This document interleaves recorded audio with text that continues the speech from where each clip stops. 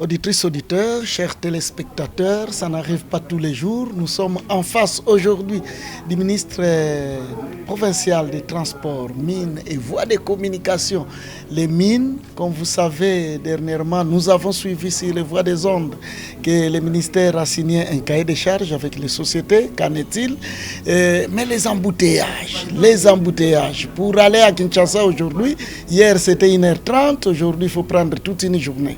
Pour rentrer à Kinshasa, Kasangulu Mitendi, casse-tête.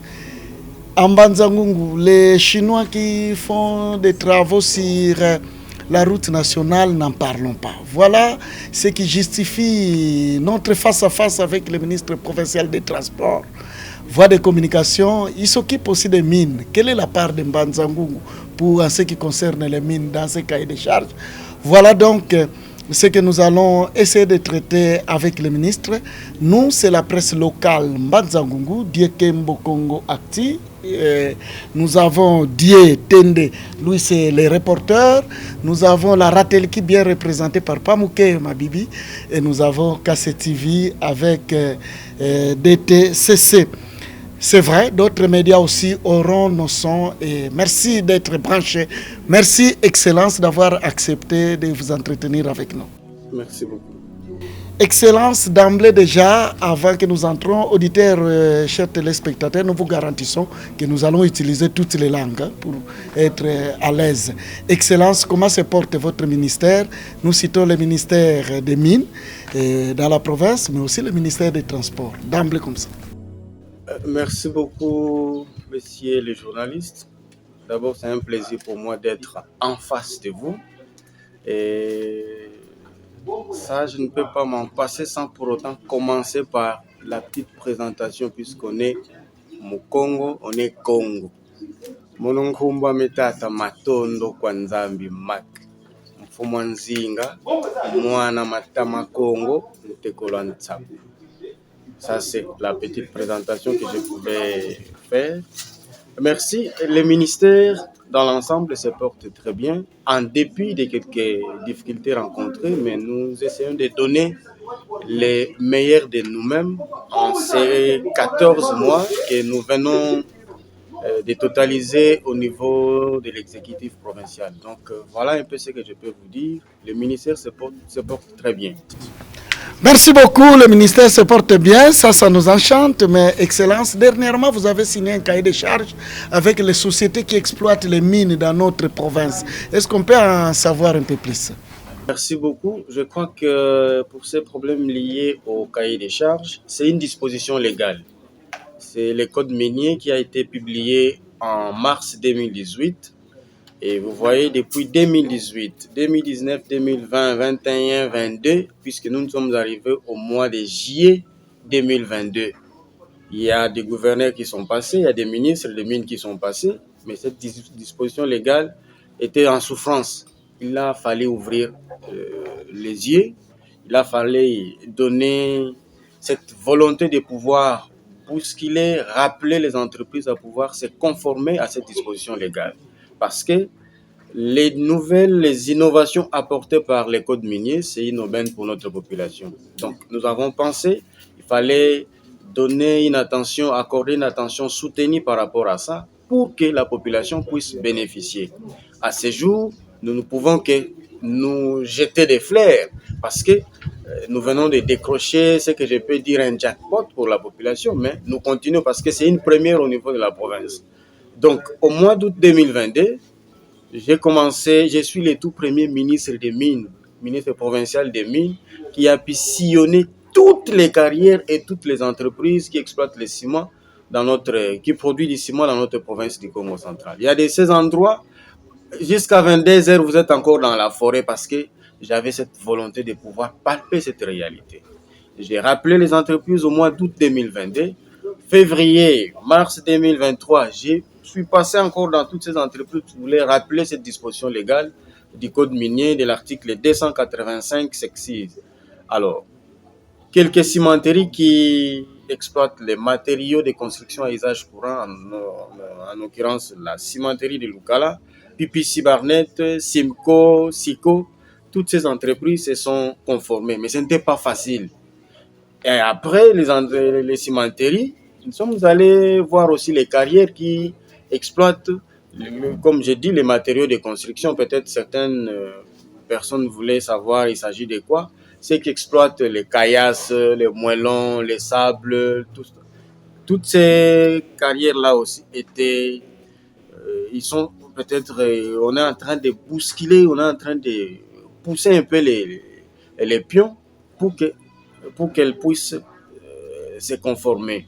Pour les cimenteries, parce que les cimenteries sont beaucoup plus implantées dans les territoires de Mbanzangungu et Songololo.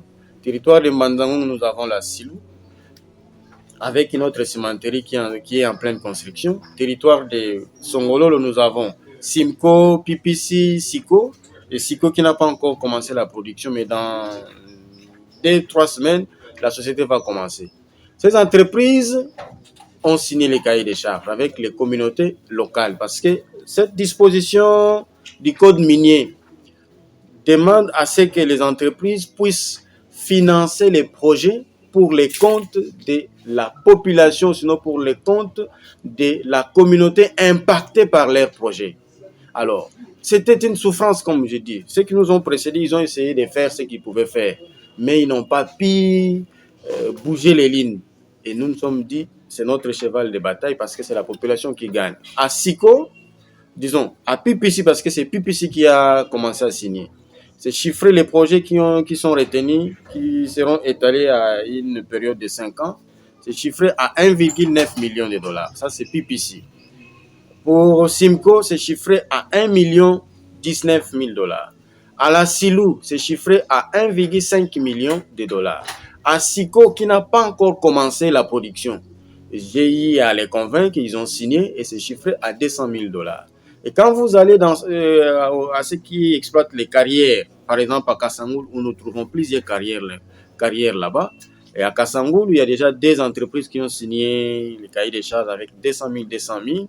Et tout à l'heure, là, je venais d'être depuis le vendredi passé, de la semaine passée, j'étais à Kassangoul. J'ai pris en contribution tous les administrateurs des territoires, en commençant par le territoire de Kassangoul, territoire de Mbanzangoum, territoire de Songololo. Je suis allé chiter au territoire de Mwanda.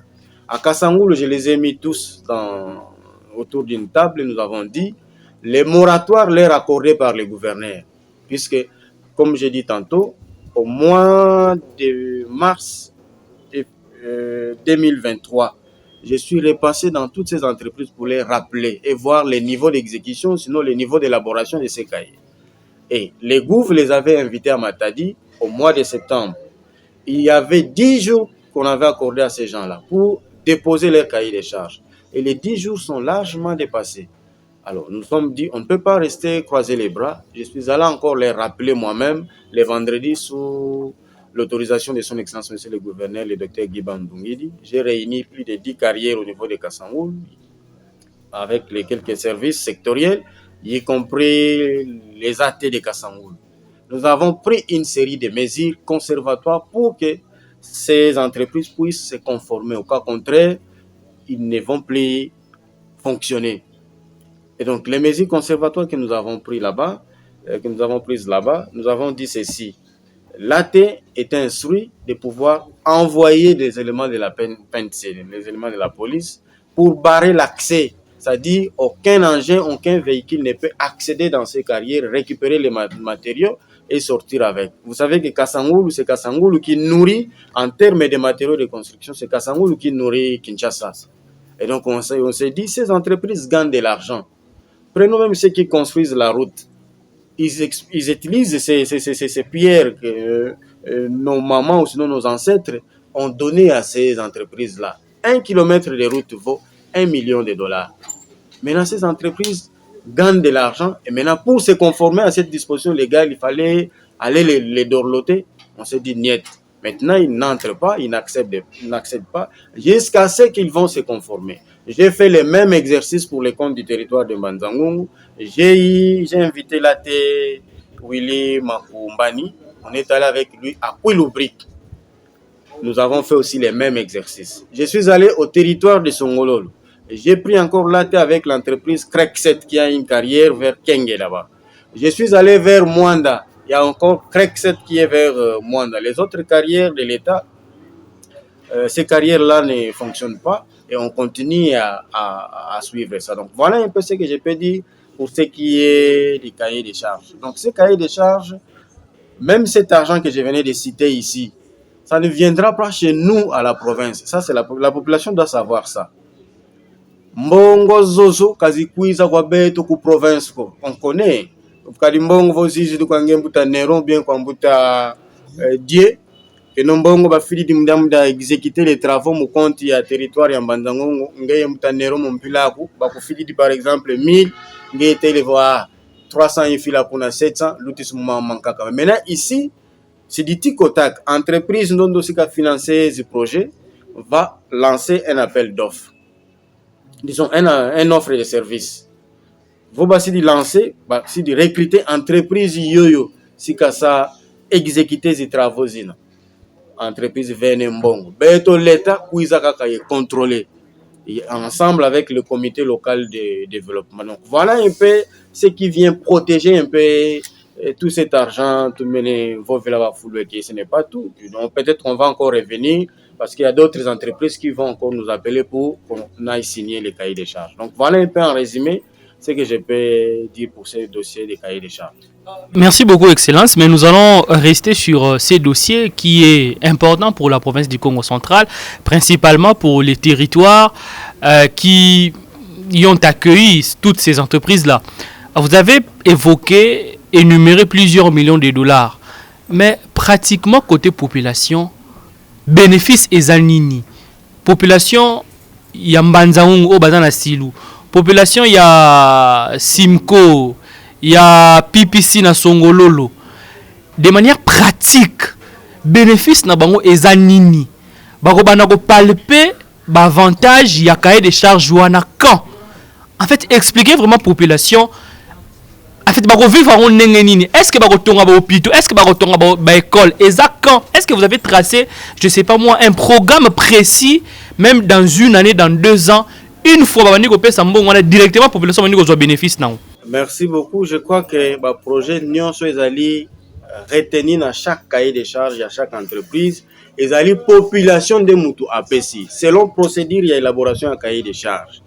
Tango ba société atindi mukanda pour que to désigner superviseur. Tango superviseur a kokende ba kutani na administrateur sinon na chef de secteur. Ba kosala ba réunion na communauté oyo azali impacté na projet. Je prends un exemple. Admettons que tu as une entreprise moko awa na Mbanzango exploitaka. Par exemple, tu as juste cimenterie de Lukala pour ne pas parler de Mbanzango. Cimenterie de Lukala na niveau ya Lukala. Na Lukala ezali na bamboka oyo epesa mabele na Silu. Bamboka na bapesa mabele na Silu. En dehors ya wana batu oyo bavandi na kati ya cité de Lukala. Bango pe bazali impacté parce qu'à l'époque Silu avant aya ko installer ce qu'on appelle back filter pour na ko poussière moke bandai ko ya na cité. Tango batie yango poussière wana ya ka société mais poussière wana tango bandai ko ya population mingi ba mususu bazwa pe ba problème ya miso. Ba mususu ba mela ba koma ko bela ba sinusite ainsi de suite.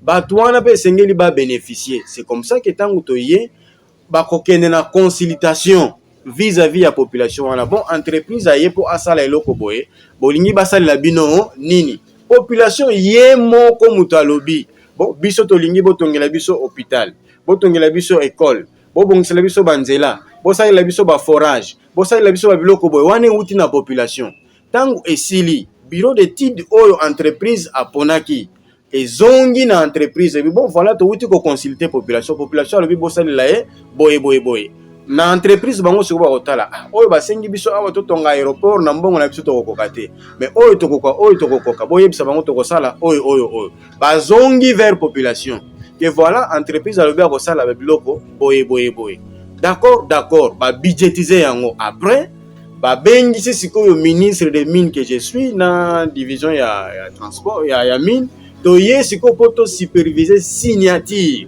Tant que superviser signature wana ko bana entreprise na communauté locale loana na ba oyo bazali ba koloma belé na ba oyo bazali ba koloma belé te ça dit to la société civile bango tout ba ko signer ba oyo bazali ba sur quelques chantiers ba représenter ba signer Tant que signé entreprise selon Mibeko azali na 30 jours pour que azwa cahier de charge atindika na niveau ya division provinciale. Tant que comme la division provinciale a saisir ngai ministre des mines. Ngai ministre des mines a kozwa sikoyo arrêté pour mettre en place une commission chargée de l'instruction ya cahier de charge wana. Maintenant ba différents projets o ils ont retenu na cahier de charge. Ba division o ezali concerné ba kotinda ba expert ya chaque division. Bakozonga sikoyo place projet wana kozala exécuter na entreprise. Bolobi bokosala eloko songolo. Bolobi a bo chiffrango par exemple bakotonga hôpital wana ba chiffrango par exemple na 10 000. Bango batali division ya ba expert ya division ya santé batali ke 10 000 hôpital ya ndenge nini bokotonga. Bobakisi. Babakisi. Bobongisa. Basali nyonso na ba vérifier authenticité nango. Soki esili bako émettre un avis technique. Avis na bango pe kozala défavorable. C'est-à-dire entreprise a bon sa place singeli a bon ça mais ce qui est favorable tango ezongi ekei pa ya gouverneur à son tour a ko approuver to matisi yango mbala moko na cadastre minier et mbala moko population na approbation o ya gouverneur entreprise siko azwindingisa ya kobanda siko ko exécuter sur une période de 5 ans. Alors comme j'ai dit ici, ça c'est une première pour nous au niveau du Congo central. Quand nous voyons de l'autre côté, la province n'est pas loin là, maman gouverneur, mais posez-vous la question de savoir bon, mais qu'est-ce que cahier de charges et puis la redevance minière. Mais biso peu précision, on pourrait la peine à redevance minière. Biso dans Congo central, l'activité minière existe, mais elle est encore artisanale. Tous en une industrie minière, produire or, diamant, ainsi de suite. Tout ça, on a noté. Maintenant, on va évoluer. Le document va exploiter ce que nous appelons les matériaux de construction à usage courant. Va faire partie du ministère de la mine. Alors, le document va dans la période il y a 5 ans. Le document va bien ASCP, autorisation d'exploitation des produits de carrière au ou sinon des produits de carrière permis d'exploitation ils ont la validité à 5 ans. Alors, chaque 5 ans, va vous renouveler. Il faut vous présenter cahier de charges. Avant de renouveler, il faut vous présenter cahier de charges. Donc, la population, ce qu'on a gagné, il y a libéla, et l'autre, donc, chaque 5 ans, projet Moussous. Chaque 5 ans, projet Moussous. Et pour votre gouvernement, peut-être que en octobre, tito comme en décembre, tout ça, quand on a la période de signer le cahier de charges, maintenant, processus c'est que la commission wana faut vérifier authenticité nango. Ce que si le gouverneur a approuvé, et moi-même j'ai saisi aussi ces entreprises pour ce que banda siko na ba exécution. Déjà, vous serez invité en tant que de la presse. D'ailleurs, c'est la Silou de Lukala qui a donné déjà les tons, qui va lancer déjà les travaux. On a lancé pour cette année, où ils ont retenu net pour l'année 2024 dans Lukala, pour les alliés. Construction à marché à Lukala, construction à bâtiment administratif, bakosala banzela oyo même tina bamboko epesi mabele, bakosala ba forage, bako électrifier. Ça ce sont des projets qui sont retenus pour cette année 2024. Pour Mbanzangu seulement. Pour Mbanzangu. En dehors de ça d'ailleurs, nous irons encore à Kwilu-Brick là-bas, à Kwilungongo. Là aussi, bon, je peux peut-être anticiper, on avait pas signé bientôt cahier des charges qu'ils allaient signer, ils m'ont renvoyé au déjà si basali. Parce que mes sous peut dépendre de la taille de l'entreprise. L'entreprise, par exemple, le silo, 1,5 million de dollars. Silo n'est pas à comparer avec Kwilu-Brick. Kwilu-Brick est dans la moitié et tout ça. Mais on peut pas dans le budget. Et ça dépend de la taille de l'entreprise. Donc voilà un peu. Bientôt, peut-être, sauf changement à la dernière minute, déjà, on a bien qui va qui a offre de services. On va recruter. C'est la société qui exécute les travaux. Donc, la population a gagné direct. Ça, c'est avantage de la population. Ce qui est qui n'a cadre, non, tous la redevance minière. La population, il y a moins fait l'enterre, parce que ce qui est répartition, il y a, disons, il y a mbongo, il y a redevance minière. 50% il y a mbongo, il y a pouvoir central. 25% il y a administration provinciale. 15% est kendakana secteur et 10% est kendakana bato batala kamakambo ya environnement. Wana pona ba redevance minière. Or ba entreprise oyo bazoko exploiter ba diamante, ba or te bazoko exploiter ba produits, ba matériaux de construction à usage courant. donc mbongo na bango ke yamba la moko pa na biso na administration provinciale te ke kene na administration centrale te. Donc entreprise na entreprise population azoko vivre mbala moko boye qui mon main sont ainsi de suite. Voilà avantage et locaux population à bénéficier et c'est chaque 5 ans. Demain après demain banzango on peut ce qui ba entreprise wana et yeli sous koto d'ailleurs tozo bunda pour que quand je dis banzango je ne parle pas des territoires parce que territoire a déjà bénéficiaire avec 1,5 million plus oyezali na compte il y a Kwilu Brick toko comme déjà donc banzango ma cause déjà dans les 2 millions comme ça. Et on est qui a na province qui a pas ngai qui a pas été entreprise na entreprise basali comité local de développement bango ba kozala wana kaka pour on kosala suivi ce qui est simbité ba bengi biso na ba méthode loi ebongisi pona ko sala pe moi pression. Donc voilà un peu na yango pe tozo bunda quand je dis mbanzangungu na tota la cité ya mbanzangungu tozo bunda pe de sorte que lobby to mema pe ba entreprise mususu net ba carrière. Je vais prendre un exemple. Population ko banda soko longwe madimba ti kenge bongo komona moi carrière moko industrielle. La population a du mal à pouvoir s'approvisionner même en termes de matériaux de construction. Nous avons que des carrières artisanales. Et j'ai déjà ciblé des sites, j'ai amené aussi quelques investisseurs au Bangba ko fongola ba carrière. Oh ceux qui ba fongoli ba carrière. Ndenge ezali ma ba place mususu bato pe bazana nzinga tel que bato amani na yoki ba carrière eza kuna na mani. Nambamba hawa carrière ezali nambamba. J'ai pris des contacts, bato bakoya banzela wana ke salima donc population ko bénéficier dans sens là.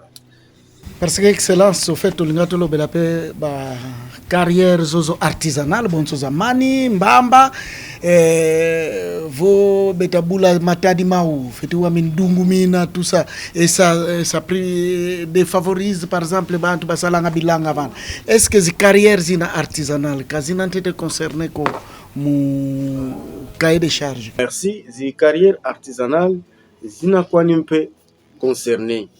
Mais c'est seulement que bobo bena mon niveau ya artisanal ba ki futilanga déjà zi taxes za ozo zikotanga mon niveau ya DGRKC. DGI aussi.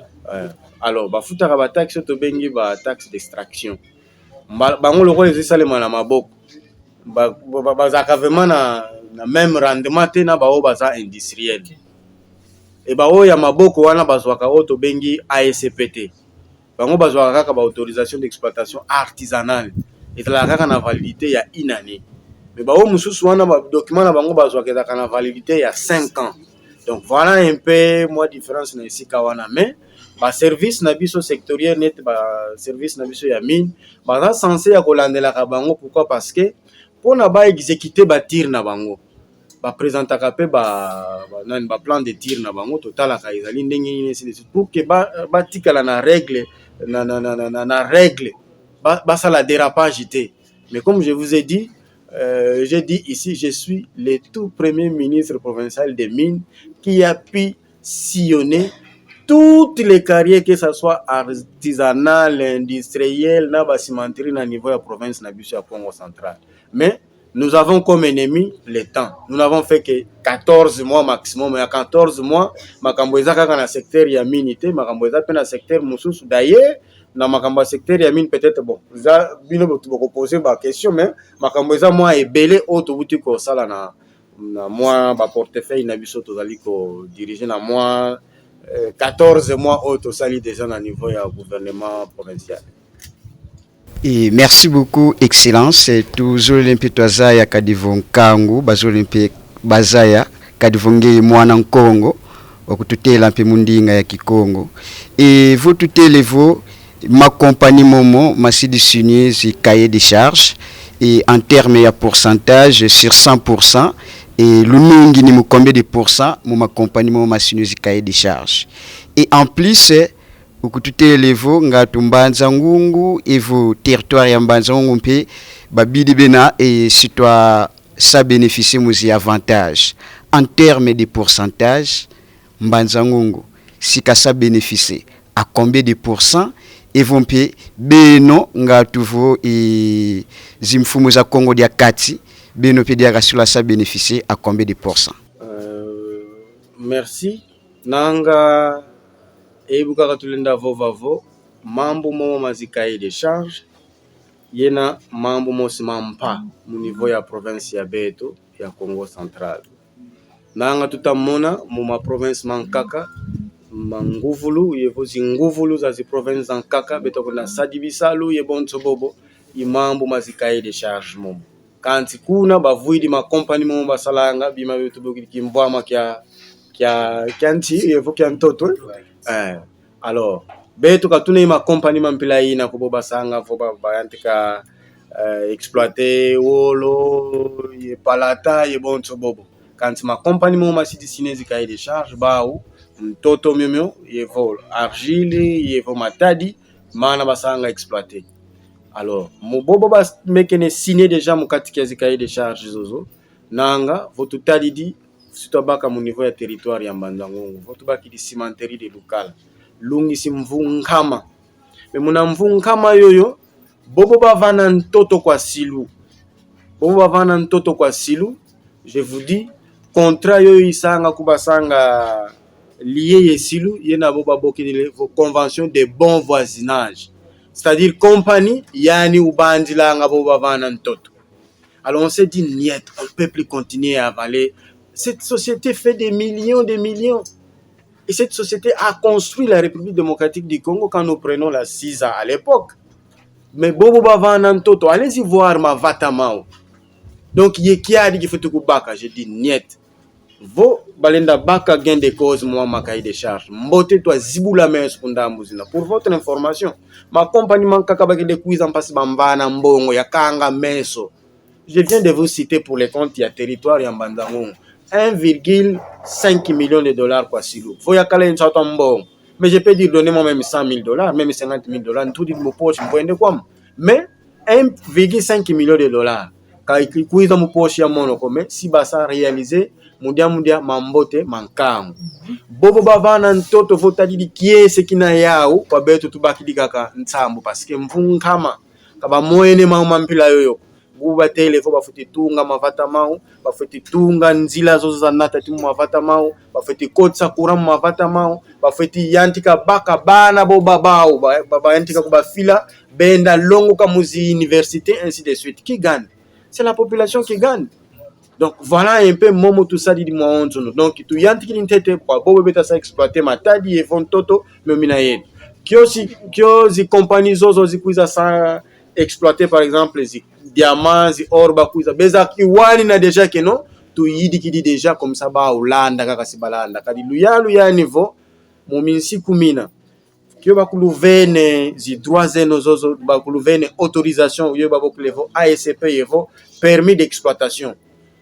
Dans les 6 mois, le fait présenter cahier des charges, yoita songi la responsabilité sociétale, yevo engagement ya beno vis-à-vis ye communauté yo ina impacté, yo aussi akala impacté mon projet yo ya ben. Alors, ma compagnie mankaka mayantika déjà exploité. J'ai cité la silo ici 100 ans. Mais il fallait attendre que le gouverneur Bando soit là. Il fallait attendre que le ministre Matondo Kwanzambi soit là pour que toi ça décanté mambo momo. Bon son telentango ya fioti que le beto inane imvula imosi ngonda zole menzambu to sadisi banka kampe ba kutu sadisi to mekene décrocher nani. Donc territoire ya Mbanzangongo pour revenir mon question yangeye ya una bénéficiaire à 100% malgré les entreprises zozo kazina mukati ya Mbanzangongo comme cité ko. Mais c'est les territoires, je parle en termes de territoires. Territoire de Mbanzangongo à ce jour déjà en dehors de Kwilu-Brick, nous sommes déjà à 1,5 million de dollars. Territoire, il y a Songololo, il y a 1,9 million pour PPC, 1,19 million pour Simco, 200 000 pour Siko. Faites les calculs, ça c'est Songololo. Quand ma compagnie Massima m'a yingi menakoun. Bowele, mon niveau il y a Mwanda avec Krexet, ils sont d'ailleurs kuna kahanga to kengi. On les a dit avant to koba zibudi la diaka jusqu'à ce que soit bakambi lavo lui ça to signer cahier de charge. Vongatu kabakota diako kadi mbongo za zingi beta sala. Quand kabeta zaya ziti sanani binako. Fotwele ku Kasangulu. A Kasangulu est à peine à 400 000 mais kuna peda ka to meni kanga diaka ma compagnie mankaka pour. Basa se conformer. Faut basi se conformer. Nanga sur la bakaria ka chiffre yankaka. Alors faut chaque année il faut chaque 5 ans ma société mukuiza mena mu financer bila ina. Vous verrez que ntombokolo yoyo tutasosa yina mun en dehors ya mombo zankaka siziza mu nkaka. Mais mu secteur ya beto voilà un peu mon conflit. Chaque territoire est bénéficiaire selon enveloppe yoyo a dégagé mu chaque compagnie. Excellence Boatele kwani déjà mambo matadidi quels sont les moyens ya pression inayeno ngati bwavo vele kwani menkangu takulanda bubu beti vovo buna kwani kaka bakalanga kadi gouvernement ya ku province kayina ngoloko vantua la gouvernement central evo vantua la ntumitango menkaka mekinsasa sitwa wakaka kuku gouvernement provincial baki dizongindo mambo mamatondo kanti soga ko baboko lokinsasa kalusimbidi yako ne demande pli kalusedi yaka ketinkiko parce qu'on a vu ça péage watu wanga mbongo za péage tout ce qui avait été arrêté kama ko masalamanga mudia mudanki kinsasa utela manga vana kati beno mpebwelu vova mama kinsasa nkia garanti utakututela vo kadi mo mambo kundambu mavene kise kyangolo kwa nkango wa onso takulanda bubu mebeti vovo yaya si masala mavo ndozi ya lota baba tondele nanga ebu nenda kulutela et beaucoup de minsiku de mentier tout boko levo constitution mzena yenda ndani za bimfumu, c'est-à-dire quoi vena ye mambo mankaka mena kaka mu compétence ya pouvoir central. Vena ye mambo mankaka mena mu compétence ya province. Vena mpe ye mambo mankaka mena mu compétence ya province et pouvoir central. Mu mambo momo tusali di makaye de charge ka mena mu compétence ya pouvoir central comme compétence ya beto. Donc kabena kutu ya infiltration balinda kota vana. Donc voilà pourquoi on s'est donné corps et âme mpassivo nkangu bakala bénéficiaire kadi katukwenda bokila Kinshasa ko Kinshasa kakutuboki lako. Donc moi wonto tunamona mu province zankaka mamana mpila ina mena donc code minier buna italomba donc kakukala zi intervention ko onga tu tuenda kitinki mama péage vo vele vovo fotulinda tala bonson tele vene mama kaka mena mu compétence ya pouvoir central nzile tu bokilevo route nationale. Tout ça est géré de façon collégiale entre le pouvoir central et la province. Mais les plus grandes décisions, qu'on a Kinshasa, qu'on a Zibakuloaka. Bon, vos petites décisions qu'on a Kinshasa, Zibakuloaka. Même ma députée, vos boba kutu vos vilanga au niveau national, comme Koku Salomena nga Minsiku. Bébé na kuna bobo ta vote mon compte ya Congo central dans l'ensemble, et mon compte ya territoire ya beto ya Mbanzangu. Beno kututela eske kwenda bakwenda mukenda nwani nankangu kabakwenda ngako muntu kakijuvula kwani mvutu tutaleti bobo bebe bakwenda butusije ngatuma mankaka memono momo mantadi kaka en tant que ministre momo ndenda vovila kanti luzayavo kakukala interférence ya Kinshasa ko kakutala interférence keti ya nani ko donc yoyo tiko taki société yenkango donc voilà un peu nkangu kakala kwani waduda madonke kakukala zi interférence za bantu tutondele tumwani mpange tompe emetangala wa Bulamatari FM wizi kutulua kila kanti tuzolele twa kote mu mambo mankaka mama metitoma buangi santume abantu mambo manzila parce que bwa tuzevo ngempe una ministre wa transport ku niveau provincial tata ministre mambo momo mambouteillage munzila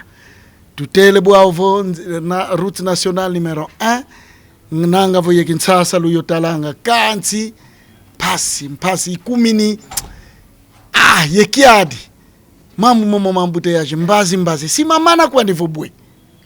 Merci beaucoup nanga bonso tele mambo manzila nanga tulenda sungi kafe tingindo mabanza mankamo mono ngina ministre ya transport ngina bonso utilisateur ya nzila mono utilisateur ngina ya nzila kanti nzila yo bamveni ya utiliser yena yenkakala kaniza zingi c'est-à-dire ya fietama vena muzifulu bien kaka chaussée glissante qualité ya bitimi yo beta sadila kayina kibeni ya fona kana kibeni ko ye bobo société bobo gouvernement kavana yoyo wasinya ye gouvernement congolais mpasi baandi ka gérer nzila yoyo yevo bakututungira nzila yoyo musala bena bisalu kabakutusanga informer ko no mbazi bisalu tusala ye bonso bo bantu ministre de transport kakabatalanga ka ministre de transport ko sa una constructeur ya nzila mono utilisateur kakangina me bantu batunga nzila bantu ba ITP Muntieto babaka agence congolaise de grands travaux parce que la superviseur kadi muna mwana zi technicien quand bantu bakuma vo embouteillage kaka yefo nzila ketiboy bobenga ministre de transport mais ministre de transport azali kaka simple utilisateur l'état congolais azwanzela oya pesa yango na bandeko oyo basalaka yango so péage na biso ba pesa yango pa ya bandeko wana mais tango ba pesi bango nzela wana je vais prendre un exemple typique yo mutanero olobi ngai na tongela yo ndako olobi na ngai ndako na ngai kesala combien de temps pour livrer ngai yango isana dire na ko yebso kino ndako na ko sala ngo pendant 2 ans na livrer yo mais to tuna nzela o ya biso banda ba banda ko tonga yango ba ko livrer biso yango ngo jour nini ba ko livrer biso yango ngo jour nini nzela ngo ba pesi biso kuna etengama kuna esali bomenga en tant que ministre de transport na dénonçaka et na kenda pe ko kutana na collègue na ngai o ya ITPR kindeko tala ngai nzela nazo ko salela et comme sala ngai passe na kolonga matadi pona koma na Kinshasa parfois fona lala na nzela surtout ba jour na niveau ya Mbandangungu na parlons pas que pour okati sa ko bana na nzenze au traverser au koma na kola mais faut nzambe kafutika la yenge ne pensez pas que nga nazo tala makambona ise sala ngai passe déjà na toute dernière réunion ya conseil des ministres tozara na ngona 2023 j'ai alerté les membres du conseil des ministres na bina bango ba jour ezaki je crois na mois d'octobre boy na yebisi conseil des ministres boy ba jour ezali ko ya trafic na biso na problème nini to ko bonga mapoto kunda na temps wana ezaki prévu ba kunda nkaka ne mwanda semi na 2023 wana ba ko wana ezalaki nabi to ko kunda nkaka ne mwanda semi tozo kende pembeni ya ba fête ya bonne année il faut ko approvisionner ville ya Kinshasa en dehors de ça makambo ya campagne pe ezali ko ya nzela ezali invivable. Alors, ndeko ya ITPR kende sungiye bisa bato bazo sala nzela parce que wana balana titel na yo basala mbangu au cas contraire ba lukila biso ba ici de secours biso ba voie ba route secondaire o ezake tango to komi esika songolo pakala mituko ya minene etelemina esika nango o ya mike ba poids léger et kokaki ko dévier. Ça a été acté dans le conseil des ministres na vanda quitté parce que ngai nazali utilisateur ya nzela. Je me suis dépêché ici à Mbandangungu na sengi pa ya gouverneur na tali si gouverneur tête à tête tozaki na ngona ye na résidence officielle abi allez-y kende ko tala nanu comme ça yo ko kuta na pena ndeko na yo to yeba nini to ko kai ko sala na ya na ngai yawa ezaki bi je pas période ya ba campagne comme ça na ya mais na yaki na objectif ya campagne te na yaki na objectif ya ba activité où tozaki il fallait approvisionner la ville de Kinshasa, il fallait nzela ezala malamu tout ça ainsi de suite. Alors to tambola pena nzete des territoires total nzela to suka wana te tokenda pena kan ebe ya kokutana na bandeko ya génie militaire po totala po soki tobi to pesa pa bandeko bazo sala oya bango bakolo baza concentrer nzela wana eza na makambo ya route nationale na bango te alors que esengele ki bango basala yango parce que bango nde bato bakangi nzela.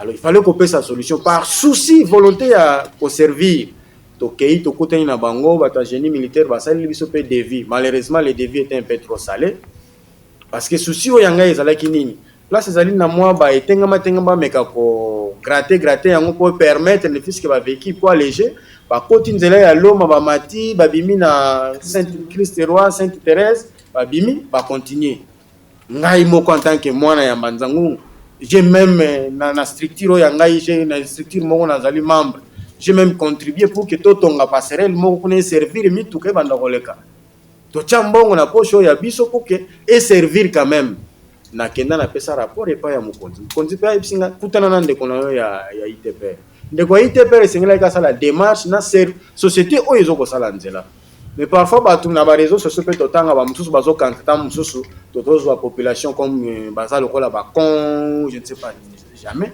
tozoko bunda poto pesa solution.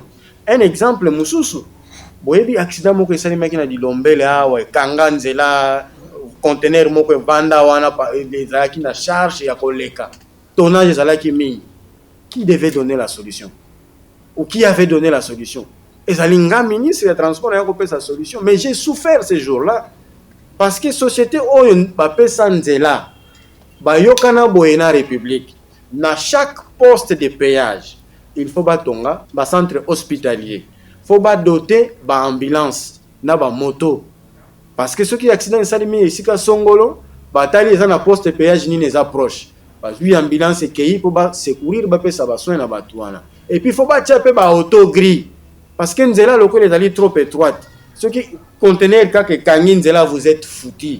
Tous exemple on a le bien on a niveau ya Mbanzango. Conteneur kangi nzela, les gens étaient j'étais en mission à Kinshasa. Na kati mission à Kinshasa na zongi Congo central.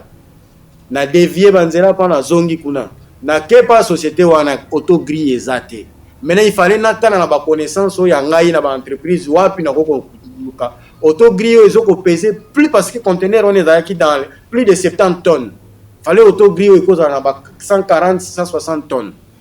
Natali na répertoire na ngai ba connaissance na longwe matadi na ye na PPC. Auto gris ya marque on est zate. Na kena Simco na putaki yango kuna. Heureusement parce que balobaki na makambo kaide de charge na zoko tchaba ngobo et tout ça ba kopesa biso te. Mais na moi contact oza nango na koyeba kosolola na kota kuna na 8h na eko bima kuna na 18h30 po ba pesa ngai kaka engin babino engin na biso c'est sala musala na bina kozela o kende na yo bongo to tindika ngo sima na bina kozela parce que batu baza bloqué ça fait déjà 3 jours batu bazo lekate nzela za bloqué ba pesi ba condition ka soko lingi ndengwana yo moko sala cortège conduire en oti esika kuna bakosala musala zonga na ngope ah j'ai dit j'accepte na longwa kuna na kota alors celle dans la salle de 8h ti 17h téléphone kaka nazo utiliser kuna na bengi ah kuna ba yoko pesa nganje okay ti to ya nango out comme 20h on Mbanzango to comme 20h on a appelé la tête to bongisi na tongo ya jour suivant tous une solution qu'on a pour dégager voie. Donc voilà un peu ça nous fait très mal. Alors et c'est qui nous aide au couper ça n'a utilisé et ça l'a quand même ya ba grandi tout ça Dieu merci par rapport ya ba recommandation autres autres dénoncer aujourd'hui même ce qu'on tali na au niveau ya ba péage aucun de Kasango embouteillage monstre. Mais est-ce que zali biso ministre ya transport bazo ko causer ba embouteillage wana mususu pe ba service bazo sala wana ba chauffeur ba commander ngeni bazo kozela ba shift ayebike mutu songolo asalaka na péage azali mutu na ye akokota na shift ya poko soka komi wana atelemisi mutuka po aleka na ndenge ya fraud ndenge ba mesana kosala etango mi bale misatu mine 10 ba mituka wana kangi bakangi nzela mi boko s'attendre na nini na embouteillage. Donc on est en train de trouver la solution et à l'époque ezalaki deux fois ka bandaki kolekisa mituka na niveau ya ba péage et on s'est battu gouverneur a mi pesa ki tout aujourd'hui les 4 nane bandi ko sala mais parce que to tchela ki yango makelele et à ce jour ba yoko sombela biso auto gris eza na résidence officielle parce que to tchela ki makelele le gouverneur a tchaki mo nani comme je dis tande to zana ngo eza mokie to sali mais to kokai ko décrocher makamu mingi makamu suso ezoko sala biso passe na nzela oyo ba oyo isika esalemela ka mibeko na niveau national bango baza na fait vert baza na passeport ya kokota bisika nyonso bango nde to pesa charge babundela biso batala kaka ba intérêt ya bango te mais babunda pour les comptes ya province na biso. Donc voilà un peu makambo embouteillage ezali ministre te mais tozo ko bundana nda d'ailleurs nzela oyo tolobi ya loma wana tangu na moni zeumela na kendaki mission moko na Kinshasa na bikota kota na biso na yoki société moko boye ba pesi bango ba marché moko basala ba nzela moko na Matadi. Alors Nathalie nzela moko boye za kuna na Matadi ko luka pe elongola ba embouteillage kuna na niveau ya Matadi. Qu'est-ce que j'ai fait na côté en contact na société wana ah na memi bango pe awa to sala tourner moko je crois il y a une ou deux semaines na AD et j'ai pris mon collègue y affaires foncières oyo atala kama affaires foncières na urbanisme parce que ça na ba zo ko occuper les emprises tant ba société on est que les cas ça la biso nzela ba tu ba regretter parce que ba mususu ba tongi na ba emprise to na ba biteni oyo ya l'état oyo sengeli batika et tant société ke kota esala et ko ravager et ko raboter ba banda ko mususu ke kala esika wana nde na mema ki bongo collègue na nga ya affaires foncières na ate pour que total yango penzela yango wana le fisc dans un premier temps ba raboter les biso na maison wana nani bongo société wana akotiango pe na liste na ye ndenge toyokanaki akotia na liste na ye basalela biso nzela wana. Donc voilà, c'est un processus, mais je ne suis pas constructeur de route, je ne suis que utilisateur des routes. Merci beaucoup Excellence. Et nga nazana mutuna moko bibale na koyiko tuna parce que ces derniers temps biso na mbanzango tozana sérieux problème par rapport ya ba embouteillage. Il y a des fois bana bazolongwa bazo komana ba école retard et il y a des fois bana pe bazo kene ming penda classe parce que ba embouteillage eleki mingi. Et na uto kolanda tout à l'heure là où évoquer eza problème na uto eza problème yo za simple utilisateur. C'est bien bon.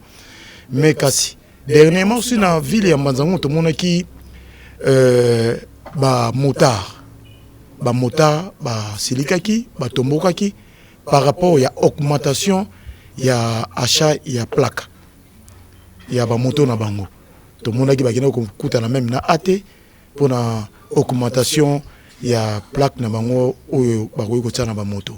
Et en plus to meka ko tuna bango ba bino ce que non l'année passée to soma on a $30. Mais si bâtiment sans pourtant pas payer biso moins temps mais bato peut-être que la biso ba plaque on a na $47 alors biso ça ba moyen té ya kosoma ba plaque on et ça si c'était vraiment un problème entre l'AT et les motards de Mbanzango. Vous étant que ministre ni no koyiko loba na likambo. Merci beaucoup.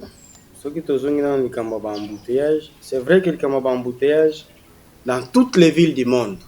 Comme embouteillage ezali ezanga gâté mais ezali question il y a civisme ya ba kumbi mituka pe parce que embouteillage mususu ezali causé par l'incivisme ya ba kumbi mituka ole otikala na bande na yo akoluka nini a former bande na ye mususu surtout bande ko ba kumbi wewe pe ba mususu même ba kumbi mituko ya minene ba mususu ba mona kanzele za ya bango o nombre ya mituko ya minene augmenté na mboka na biso surtout biso na Congo central ba moto pe eye mingi ba taxi pe eye mingi so ba bazana na biso ba piéton na nini nzela ngo pe eza mukie biso no sokaka na mwanzela wana ba embouteillage ezali mais soki to lobi to tia ordre tango komitikala nani me bato baza pressé alingi kaka ya koma liboso muninga te ça aussi c'est un problème et les services sectoriels au baza censé à faire respecter mibeko biso tozali kozwa on a peu défaillance za makasi.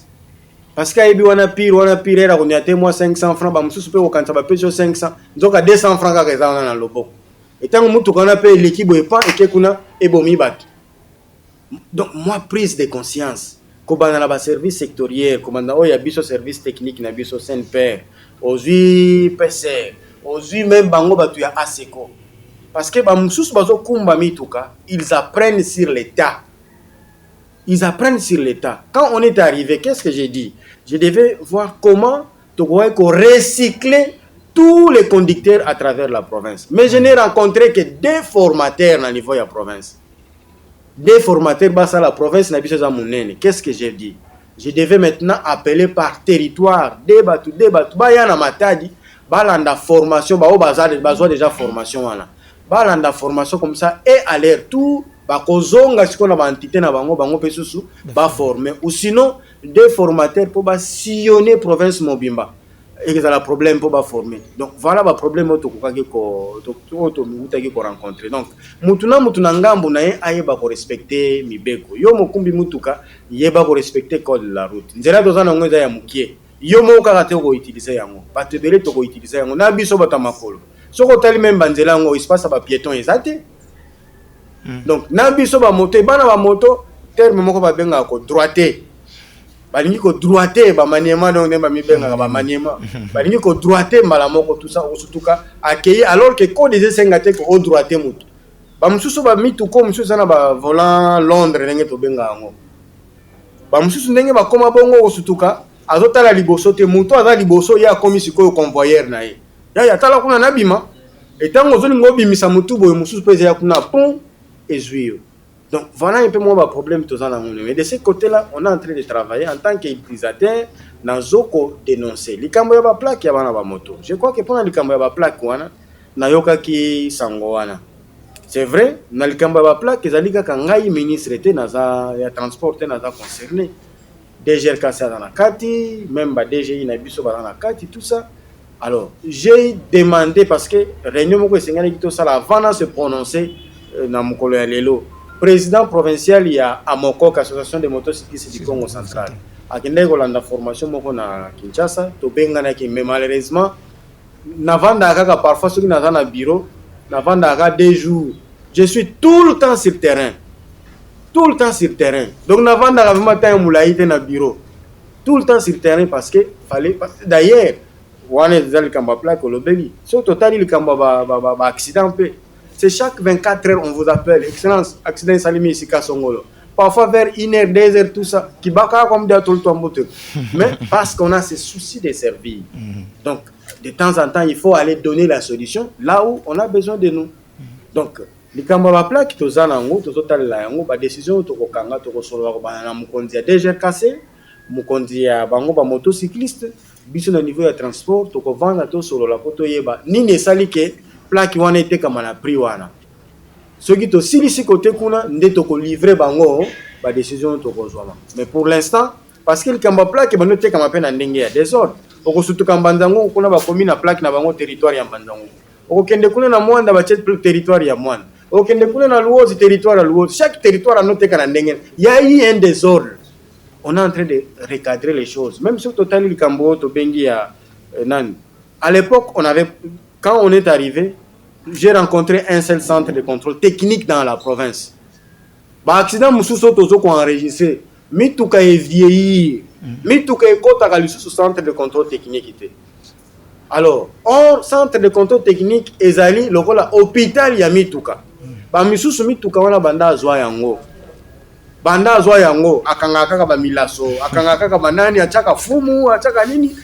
Et si et comment déjà et beba. Donc ba accident tozo ko enregistré chaque jour. Ils ont la défense technique. Qu'est-ce qu'il fallait faire? Il fallait ramener les centres de contrôle technique dans la province. Et j'ai pris ce courage de défendre au niveau du Conseil des ministres. J'ai proposé un projet d'arrêté pour mise en place obligation de réglementer le contrôle technique dans la province. Ça a été validé et nous avons signé. Aujourd'hui, j'ai rencontré un seul centre, mais aujourd'hui, on est déjà à plus de 6 centres au niveau ici en Banzangoum.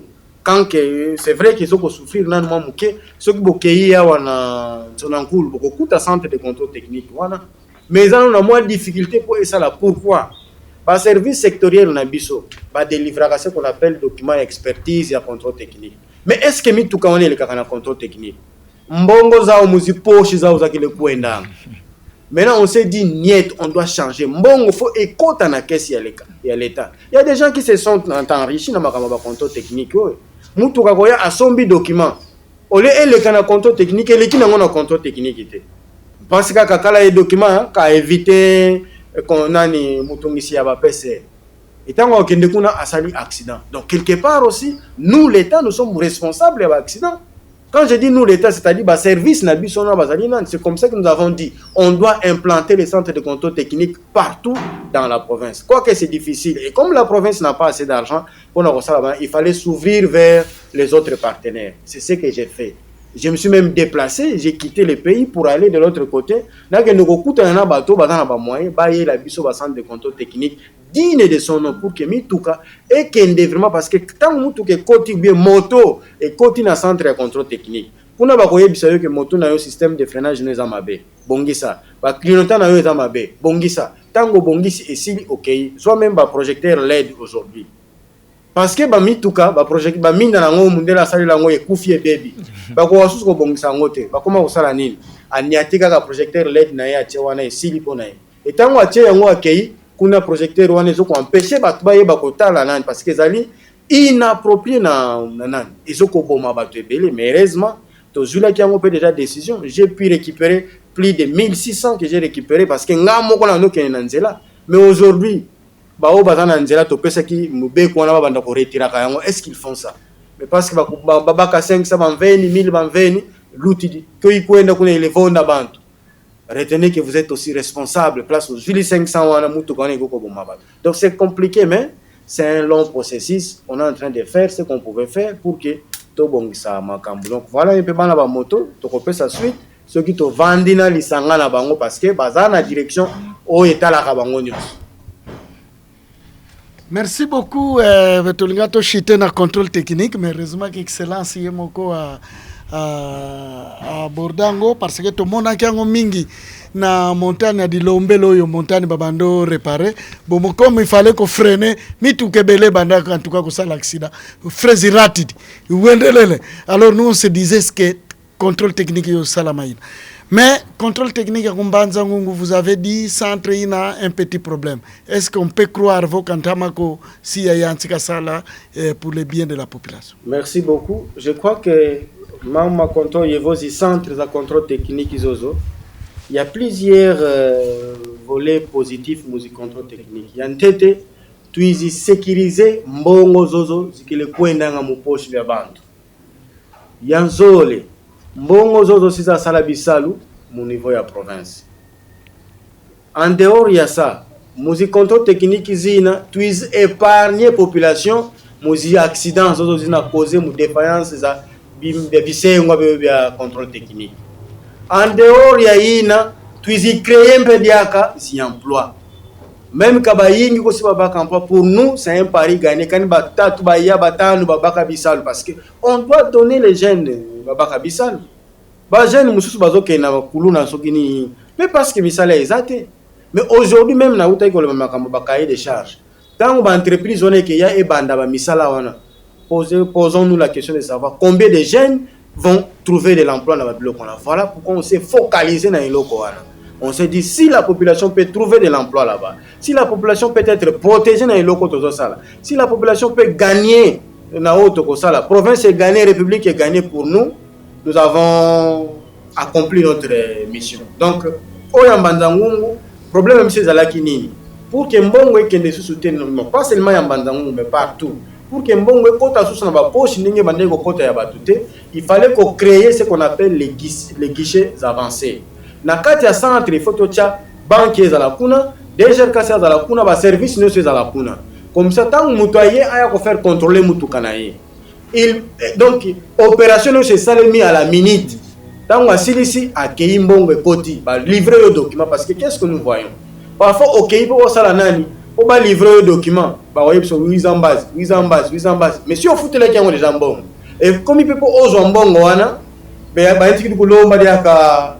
Alors on a voulu contourner un peu moi biloko wana tout ça. Donc il y a un niveau ya Mbandangu nous avons il y a Equity BCDC yende mutazali retenu déjà kasa kozala kuna service na bisa transport kozala kuna dernièrement j'ai envoyé mon directeur de cabinet ayaki kosali sa moi réunion moko et sengela kipe to revoir problème ya ligne ya courant parce que tu courant faut ezala kuna faut ezala ka départ unique. Il a machine, il faut y tourner, si il faut qu'il y ait des départ unique. Donc, solo là qui peut y a snell, pour pas bon ça, il y a tout ça. Mais dis-moi, tu signes qui peut un partenaire espagnol, il y a un système de sous-sauto dans le contrôle technique, il y a un modèle qui est courant. Parce qu'il faut courant le contrôle technique qui c'est le matin. Atozo ya na babiloko mususu. Tozo na modèle mususu ba développer ezake. Nyonso ezaka na kati ya compartiment moko bazo ya nango. Ba bongisi kaka place tout ça ba poser.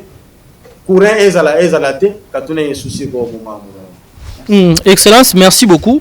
En fait, de manière précise, vous avez dit qu'il y a 6 je peux dire, je ne sais pas moi, 6 structures qui vont se charger à contrôler la technique. Si soit là, ils ont réparti comment contrôler les OLECA exactement. Ndengenini, c'est la première question. Puis deuxième question, il y a quelques mois, c'était au début de votre mandat, il y a une campagne qui avait été lancée par les gouverneurs concernant l'évacuation de tous les véhicules accidentés sur la route nationale numéro 1.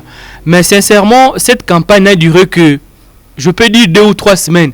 Dans tout cas, on a vu quelques véhicules lorsqu'il y a un accident, camion accidenté, mais après, apparemment, la campagne n'a jamais existé. Qu'est-ce qui s'est passé et qu'est-ce que vous pouvez dire par rapport à ça? Merci beaucoup. Je crois que Lengo Lobby campagne, je crois l'histoire remonte au moins au mois de juillet 2022, accident moko salemaka na pont quand vous partez vers Kulungongo sur la nationale, pont Kwiluana, pont Ngongo wana. Accident au mituka msu butaka na bafleve koyaka na mai misusu pe oyo ezaki na pani ezalaki esika wana eyaki ko sala mwa collision esika wana. Na bongo ngana yaki wana délégation yaki wana pour totala gouverneur pe akomaki pour totala makambo nyonso. J'ai été chargé même ya ko étudier ba cause ya ba embouteillage na ba accident wana. J'ai fait les rapports et na ba proposition de sala ki to baki non pour na ko éviter ba accident ezali ya collision ezali par-ci par-là parce que mituka ebele ezalaki na panne ezalaki abandonné. Fallait commencer d'abord pour protéger la population, commencer par évacuer toutes les épaves et tous les véhicules abandonnés sur la chaussée. Et province, tout ça n'a pas porté char, il y a bisomo na compte la province, mais le gouverneur a pesé de son poids. Il y a les génies militaires qui étaient mis en contribution pour évacuer Babylone pour Ananios et Longwaki. Mais maintenant, tout ça qui a un problème peu aux alliés, tant que vous évacuer, il faut pas que nous retirions en haut. Tout ça n'a pas fourrière était au niveau de la province. Même biso au niveau du ministère pour essayer un peu de corriger moi un civisme tout ça ça la qu'est-ce qu'il fallait faire. Na yaki ko soit une série de mesures. Série de mesures moko to yaki ko soit pour que ba chauffeur ba sécurité ya mo. Ezali nini? Tout le monde a mis tout comme si c'était le canal ba carburant. Ils ont voiture mais avec une montagne de bidons na kati. Mituka misusu na batu na makaribira na kati tout le monde ba accident ya mbuba ainsi de suite fallait qu'on peut saper solution dans le bloc wana. Et qu'est-ce que nous avons fait? Tozwa ki une série de mesures auto kenda ki ngai na gouverneur na mois d'août 2023 toke ko sala campagne pédagogique na niveau ya Kasangulu kuna to bandelaki tolobi tolingi susu te que même ba konba mituka misusu ya minene azui conteneur na est très bien à port mais tango abimi libanda azui basaki ya fufu basaki ya loso soki ni abakisi susu likolo ba misusu azui ya uti lufu tala ba montagne ya bakoli na kati ya mutuka tango ekomi na montagne manuel et tout la calé ainsi de suite. Il fallait prendre des décisions qui s'imposent. Alors tozwa ki ba décision esengela ki tokei ko sala moi-même j'ai fait 3 jours na niveau ya Kasangulu avec les gouverneurs tout ça les campagnes pédagogiques. Parce que même l'accident mususu to bandaki ko enregistrer c'est dit na fatigue nanu ya ba chauffeur à cause de charge na matadi azongi a déposer azongi place à kopemila ezalité. Il fallait commencer par créer les aires de repos au niveau de la province, créer des parkings, créer des accotements et qui mutako longwa akoko tana mupandi parce que ba chauffeur ba comme ba télémaraka na sur la chaussée nzela ngo eza mukie fallait ko sala ba biloko na nyonso. Mais maintenant tokoki ko banda ko senga par exemple na ba o mususu keno sali mbeba ba kangayo ba memayo na fourrière les autres to memayo fallait ko créer fourrière. Et c'est comme ça que vous voyez même complaisance ces alliés na ba o bazaki censé à contrôler ba document mutu ke na ba document nyonso te to peki si ba mema susu carburante bino nga ibo za témoin. Est-ce que le ministre doit chaque fois descendre sur la chaussée que ne ko peki alors que service sectoriel les alliés wana mitu kango ile kaka wana ba document peut tozwa ki ba mesure to pesa pe ba service yango wana mais les kaka pas mon raté. Donc quelque part tozo senga pe prise de conscience ya ba service nyonso wana batu balobaka ba mususu toyoka ba chauffeur entre bango na bango ba banga ka mingi parfois ba PCR ya Kinshasa no ya biso ya Congo central ba mona bango net ba tralala alors que les services moko noble il suffit ka ba yeba ko poser ko impliquer vous verrez que nous beko que zonga mais côté kuna ceux qui faiblesse ezali c'est vrai il faut peut-être doter bango ba moyens esengeli pour que basala musala o esengeli mais ngana niveau na ngai te muna ko doter bango ba moyens wana ba moyens mususu po ebuta na niveau central mais susu pe biso na niveau na biso province to bundana pour que to sala ya moto ça. Donc voilà un peu na ko sangisa mo mukio to ko ko loba par rapport à la campagne. Alors campagne wana ndenge to lobi boy to sala ki yango alors to mona ki boye pour to continuer yango et ça les masusu très bien il faut to créer ba fourrière. Pour nous créer ma fourrière, il fallait qu'on identifie ma site. J'ai moi-même été dans cette équipe-là, pour identifier ma site comme on a Kasangulu jusqu'à Mwanda. Place pour créer ma fourrière, place pour créer ma aire de repos. Aire de repos, comme j'ai dit là-bas, Moutako Longa, même yo kaka simple, on a la voiture na yo. Ozo kende Kinshasa et comme il y a aire moko tardive pour éviter aussi makambo système ya ba couper de route tout ça. Otali aire de repos moko ezali proche. Okoti wana na mutuka na yo tokotia bandako esengeli to tiao ya malamu. Ozui repos na yo ofuta esengeli ofuta na tongo tango aire koki obimi okei.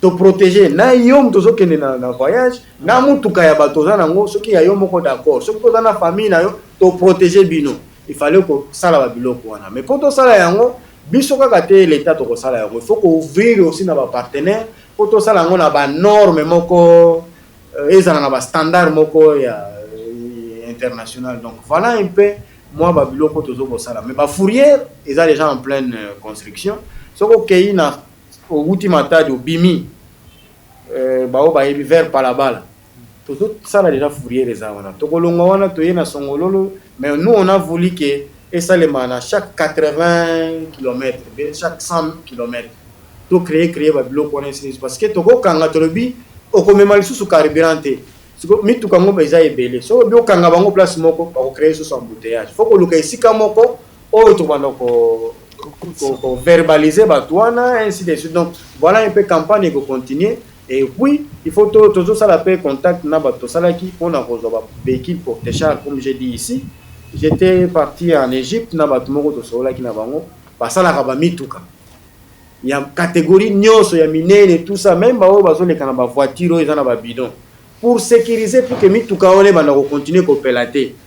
Je suis allé en Tunisie, j'ai sollicité, j'ai négocié avec cette entreprise-là. Parce que la biso moi mituka moko ya ba mesure ya mike toko ko soit 2-3 chauffeurs ya ba A26 wana. Ba ju moi citerne na bango moko ya moke. Comme ça bazala en terme ya ba coopérative. Ba pesi bango mutuka moko wana toko sécuriser na bango parce que mituka na soki peli moto. Oyebi qu'est-ce qu'ils font? Akeko luka mabele parfois à 800 mètres mutuka peli. J'ai même instruit na ba mesure autozwa ki wana baba ndoko tambola même na ba stincteur wana bazala nango tala kaka mituka ngwana bokenda ta pese bo bakanga ta mutuka moko soki bomoni ata stincteur moko na kati ya mutuka na limite mais excellence parce que service il y a nani existe raté service il y a sapeur pompier on a professeur concentré existe rapenza service on alors pour contourner parfois ce genre de aléas ou ce genre de caprices, nous avons pensé créer ce que nous appelons brigade spéciale de sécurité routière. Pour y avoir un appui, déjà bazali wana. Parce que nous avons décelé plusieurs défaillances. Tous ces gens au bazali wana, ils se sont familiarisés na baporo. De bazana baporo na bango bazaki wana famille comme famille. So bakuta nikaka wana akati sali kutu msusu akata ususu salite. Ouais, mbote kaka ya balia ya kaka tout ça parce que mutu na ye wana ainsi de suite. Alors nous avons pensé tout ça en place une brigade spéciale de sécurité routière. Kunande ba bloc wana mingi bandagoya. Auto contrôler ba bloc wana. En dehors ce n'est pas seulement une brigade spéciale de sécurité routière mais nous avons pensé aussi pour contrôler le secteur ya mine parce que ça n'engage que mes attributions. Faut sur une brigade minière pour contrôler pourquoi parce que je vais prendre un exemple ici. J'ai dit que national ba carrière, ça na ba carrière musu c'est ça na compte ya province. Ça fait plus d'une décennie. Province ba carrière wana, province a pesa bango basala ba batongela biso nzela mabanga basila ngona ba carrière wana. Ba pesa kaka quantité ya matériaux na province il y a 10%. Alors, qu'est-ce que j'ai fait à l'époque? Na koti na danse na bi ça fait plus de 10 ans ba pesa kaka 10%. Alors que banzela bozo sala non seulement bozo za mabanga o ya biso mais l'état a futa kabino mbongo pour sala banzela wana. Alors il faut revisiter pourcentage wana. Et Dieu merci, ce n'était pas facile ensemble avec votre ACGT, nous avons ramené ces pourcentages de 10 à 20% aujourd'hui. La province gagne 20% en termes de matériaux pour eux permettre parce que la province a besoin de se développer. Totonga banzela ainsi de suite. Tozana no ba carrière ya biso moko te to tieba cancer na biloko mususe banda ko sala tozo sala la nano tozo pesa pa ba partenaire mais to sécuriser pe o tozana ngokuna donc voilà un peu auto kokaki ko lobana moi Merci beaucoup, Excellence. Merci beaucoup, téléspectateurs, Nabandek auditeurs. Excellence, dans 3 minutes, est-ce qu'on résume ce que vous avez fait pendant les 14 mois, comme vous l'aviez dit, en faveur de la population? Merci beaucoup. Ce qui est compris pour le bas, dans le secteur, il y a transport. Dans le secteur, il y a transport. Dans moi 14 mois au Tosali, to lité de sorte que to luka to écarté dans l'embouteillage pour na okota na matadi. To ko proposer to somba espace moko na compte ya l'État pour que to tonga parking moko sécurisé de sorte que mituka nyonso oyo e bandoko koma oyo ya minene avant et accéder na matadi ba koti na parking sécurisé wana. Bazeli na bango après ba koti. Et na kati ya parking sécurisé wana photo créer ba station service ba banda ko s'approvisionner wana parce que so ba banda ko s'approvisionner na kati ya ville ya Matadi banzela eza ya mike ba banda ko zula kanyoso wana tango pe ba ye wana ba kota na ba condition ya malamu ya kolala ainsi de suite tana yekoki akoti ya mibale to ye pe na côté ya Kasangulu to mito sala pe même pour que il n'y a que le Congo central o akoki ko pesa solution na ba embouteillage to zana ngo kota ba mitendi kuna to créer le même parking wana na niveau ya Kasangulu pour to récupérer mituka wana bazela katana bango wana pour que to aider pe Kinshasa parce que biso pe bandeko ba uta Congo central to kenda Kinshasa mais okoma embouteillage to longwe kuna port na biso ya Boma est comme qui le la désert il y a eu des marches au basala kuna il y a des députés malheureusement baza élité ba leka na ba top Congo pour que gouverneur alongola ngai. Mais il fallait topper sa solution parce qu'à l'époque, quand le premier ministre Matata Ponyo a fait décision, mituko ya kalae kota lisusote et dérangeait quand mouken à niveau ya Boma. Sami badi bangaye a ko abroger arrêté wana. Tango abroger yango ba bi ke mituka nyo se kenda kana contrôle technique. To moni ke na ba port na biso no sa Congo central. L'unique port o ezali na centre contrôle technique dans le port ya Boma. To eki ko so arrêté pour que gouverneur a dû arrêter a publié yango tout ça il fallait que tu aies des mesures d'encadrement pour que to landa yango parce que mituka oyo nyo se utaka libanda ya mboka et kota na province nyo se zala ya sikate mais sous ce coup fa ba kenda ko récupérer ngo na ba poubelle ba yeli biso alto bengi yango d'Europe le but que mutuka ya sika tango yepe et comme na destination te bandi ko causer ba accident le rôle est quitter la kana port oyo côté kuna to tia ba centre de contrôle technique na ba port on comme ça mituka na avant et bien nzela les contrôle technique. Et aujourd'hui, pour ya Boma, malgré mais l'activité ils ont mis les populations ba comment ko bois que la biso va faire mingi kutu ba benga biso to kende ko postuler na Boma kuna. Mais je les ai dit non quand on est autorité a ba décision pour nous favoriser place moko pour nous défavoriser côté mususu. Sala yango ici ko ba sengi sala yango wana ikamba ba port. Mais to mona ke ba port na biso zali compétitivité. Il fallait qu'on mata Kinshasa ko bousculer bango parce que ça na taxe moko ba bengi RLT bazwa kamba mbongo moko kuna pona ba réhabiliter ba infrastructure portière o ya biso ya l'état batu ba koma ko préférer ba port privé parce que kuna bazana nyonso ezali ki à la minute tout ça musali selimi en temps record to kendaki ko plaider aujourd'hui ba port na biso yango na ezo la réhabiliter boko kena matadi boko mona kuna bazo réhabiliter mais to lobi pe lokola mituka minene za mingi tout ça on a désengorger un peu la route nationale numéro 1. Biso to mona il fallait to créer ba port sec. Donc na bikota kota na biso na ba contact dans na niveau à Kinshasa. Aujourd'hui, nous avons ramené une entreprise qui va construire un grand port sec avec 39 hectares ezala qui retenu na niveau ya Kenge. Gare na biso ya Kenge na niveau ya sokozo kene Matadi po ba tonga port sec. Basali makambo nyonso siko etikali ba tia comité de pilotage pour banda ko parce que mbongo ezali déjà wana biso nyonso tozolandela tolongwe kuna likambo ya ba péage en 14 moto sengaki lokola bazana nani ba signana l'état congolais ba pesa biso ba autogri ba ambulance pona to meka soki accident esalemi ba autogri wana kenda kolongola ba conteneur ezekanga nzela ainsi de suite. Ça nous avons gagné ça en 14 mois. Na 14 mois wana peka katoke ko bundala pour que chemin de fer na biso ezonga. J'étais à Kinshasa il y a une semaine passée avec les DG, j'ai commencé par le ministre il y a travail na ken ministre de transport na ke ko suka epa ya DG ya onatra pour na ba chemin de fer to komi à quel niveau Et aujourd'hui, bah vous avez ça la test. Bah ça va juste très marchandise moko ekiti matadi et que ezongi parce que avec un seul train ou sinon une seule locomotive et qui contracter plus de 40-50 wagons.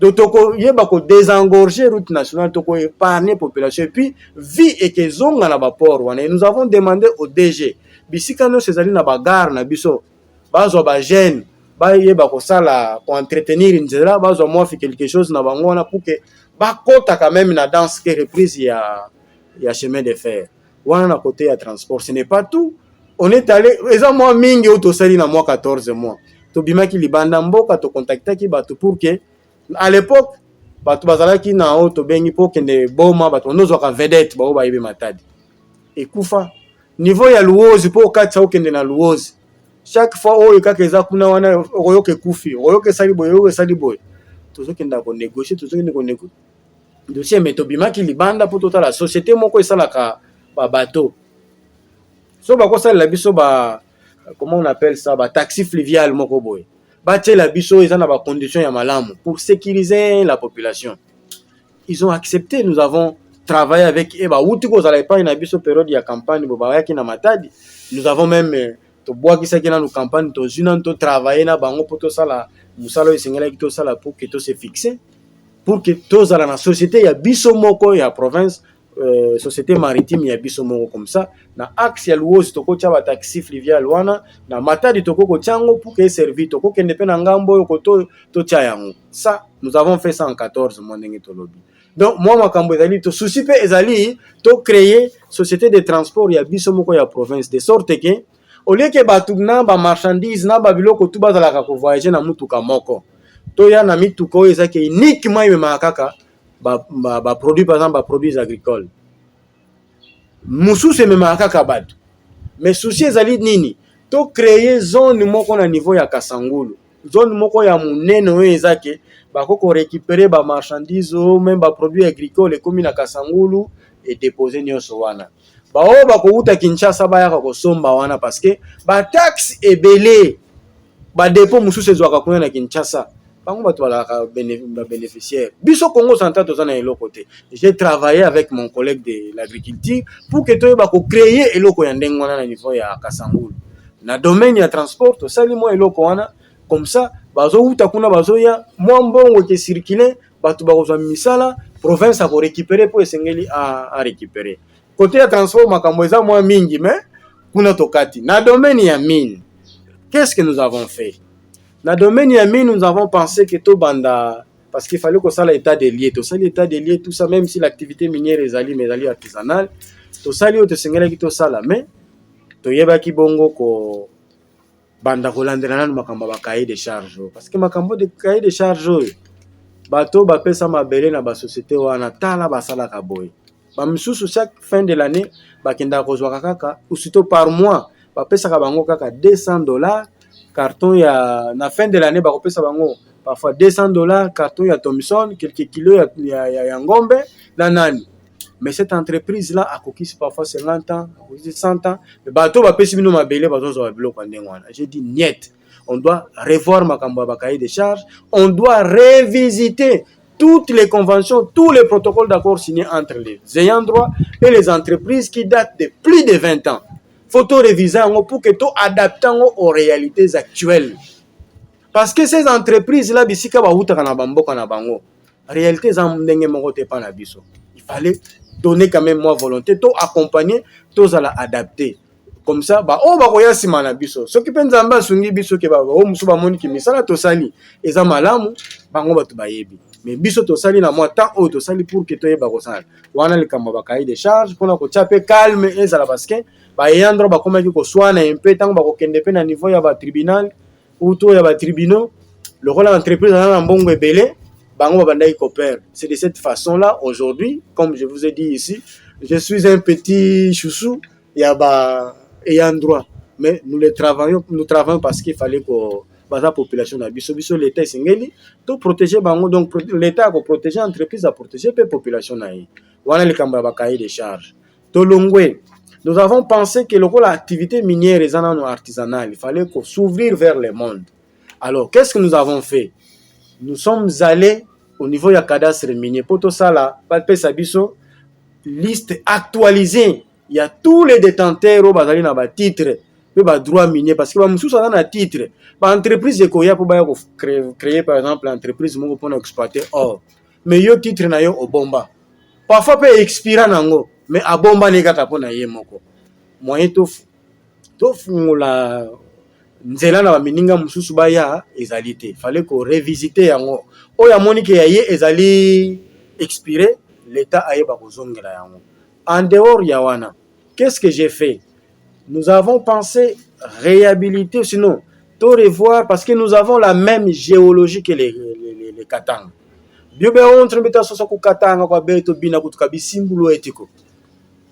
Pour votre gouvernement, l'industrie minière a commencé au Congo central. Mais Mundela monaki non akende ko protéger na kuna parce que ba musu ba kota ki ba bandiko yiba kuna ali no ko bandela kuna bongo kote pa ina biso. Lokola po kota pa ina biso pour éviter. Qu'est-ce que nous avons fait? Nous avons préféré créer un bengi centre de négoce. Le gouverneur Guibando a pris un arrêté portant création de centres de négoce dans le territoire nabisonyos pour protéger nos frères au bakendaka timoli mo or na ye alinga kende koteka oleka longo kuna keneti Kinshasa parce que oro bazo pa na biso na Congo central ezaka na tener moko pena oya kuna.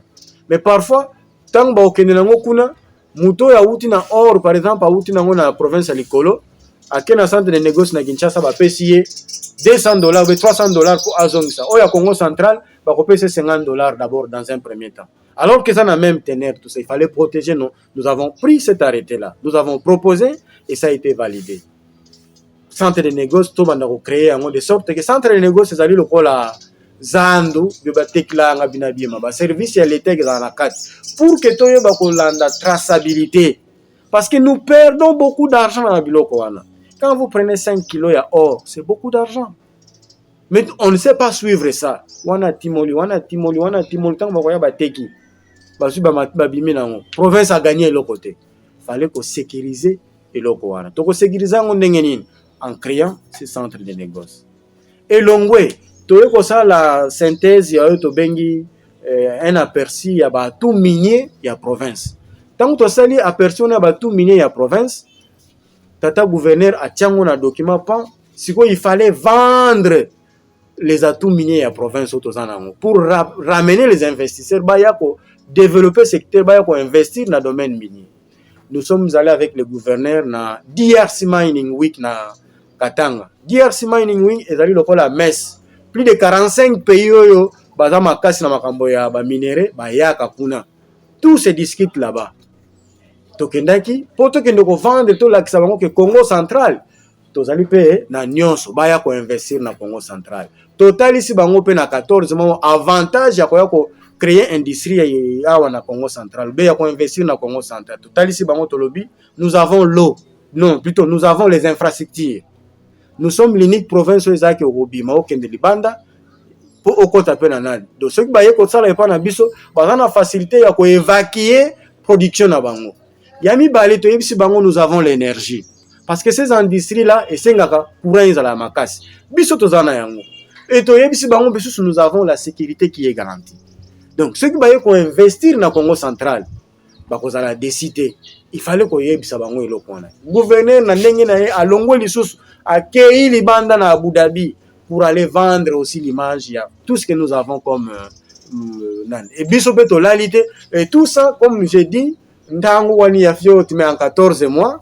Je crois que c'est à vous de voir si nous avons fait quand même quelque chose ou pas, mais pour nous en 14 mois, nous avons fait des grandes choses ezaki banka kabasadi tanya inda kabalendele sala momo beto tout ça dit 14 mois. Donc faut balinda kutuvanga na ka chance hein. Tavanga masundi. Merci beaucoup, Excellence. Merci beaucoup, les amis de la presse. Merci, chers téléspectateurs et auditeurs.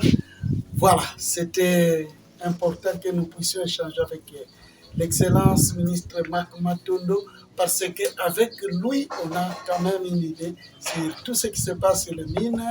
Qui est ce qui est ce qui est ce qui est au niveau autochtone, mfumu za ntoto, lelo nanga, nzambi, sadidi. Tout le temps de l'excellence, Muntangu Tuveni. Merci beaucoup. C'est à moi de vous remercier, Kadi. Qui est ce Moukala qui est éventuel? Non, non. Moi, je me fais tout le amateur. Merci beaucoup.